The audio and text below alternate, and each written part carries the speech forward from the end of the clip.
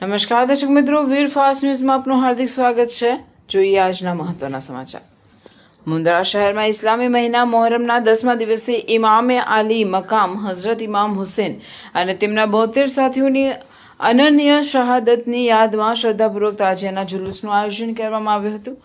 ઇસ્લામના છેલ્લા પૈગંબર હઝરત મોહમ્મદ મુસ્તફા સલ્લલ્લાહુ અલૈહિ વસલ્લમના પ્રિય નવાસા હઝરત ઇમામ હુસેને સત્ય અને ઇન્સાનિયતના માર્ગ પર અડગ રહીને યઝીદ જેવા જુલ્મી શાસકના અત્યાચારો સામે બહાદુરીપૂર્વક લડત આપી પોતાના પરિવાર સાથે કુરબાની આપી હતી, જે આજે પણ સમગ્ર વિશ્વ માટે પ્રેરણા સ્ત્રોત છે।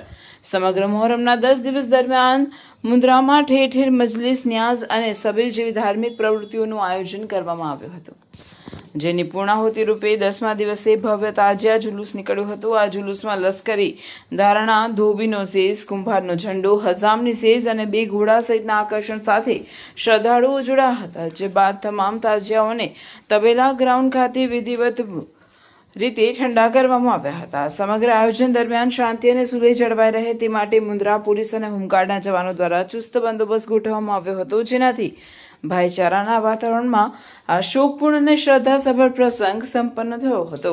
રિપોર્ટર દિનેશભાઈ મહેશ્વરી, મુન્દ્રા।